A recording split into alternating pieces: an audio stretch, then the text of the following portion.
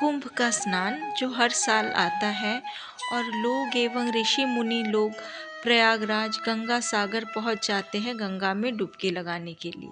लेकिन इस साल कुंभ के मेले में क्या विशेष था? इस साल यानी 2025 में ये महाकुंभ होने जा रहा है जो कि 26 फरवरी तक चलेगी। महाकुंभ कब आता है? जब 12 बार पूर्ण कुंभ आ जाता है, यानी हर 12 साल में एक बार आता है पूर्ण कुंभ। वही पूर्ण कुंभ जब 12 बार आ जाता है तब उसे महाकुंभ कहा जाता है, जो कि 144 साल बाद आता है। अब कुंभ के लिए हमारी जो पौराणिक कथा है उसमें ऐसा वर्णन है कि जब समुद्र मंथन हुआ था और असुर लोग अमृत का घड़ा लेकर भाग रहे थे, तो उसमें से कुछ बूंद अमृत का प्रयागराज में भी गिरा था। तभी से कुंभ के स्नान का महत्व अमृत स्नान के समान है। इस साल केवल हमारे देश से ही नहीं बल्कि विदेशों से भी लोग इस पूर्ण महाकुंभ का आनंद लेने के लिए हमारे भारत के प्रयागराज में आए हुए हैं। ऐसे बहुत सारे विदेशी लोग जो हम कह सकते हैं कि सनातनी विचारधारा वाले हैं। सनातन केवल एक धर्म नहीं है। सनातन धर्म की विशेषता ये है कि जो भी लोग प्रकृति को समझते हैं और खुद को स्वयं को परम ब्रह्म के साथ अलाइन कर सकते हैं, वे ही सनातनी हैं।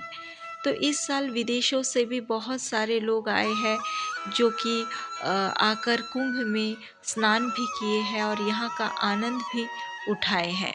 कहा जाता है कि प्रयागराज में गंगा, यमुना और सरस्वती तीनों नदियों की संगम है।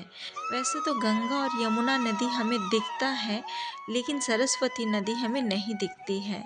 अब सरस्वती नदी आज से 4 से 5 हज़ार साल पहले ही सूख चुकी है और कहा जाता है कि वो अंडरग्राउंड होकर गंगा और यमुना के साथ इस प्रयागराज में आकर मिलती है।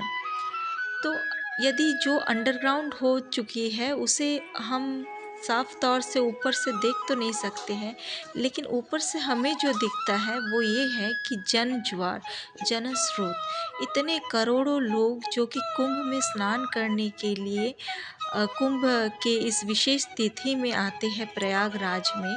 तो वहाँ पे गंगा और यमुना नदी के मिलन के साथ हमें सरस्वती का मिलन इन लोगों की जो बुद्धि है, प्रज्ञा है और जो ज्ञान है, उसको हम सरस्वती नदी के रूप में समझ सकते हैं, कल्पना कर सकते हैं।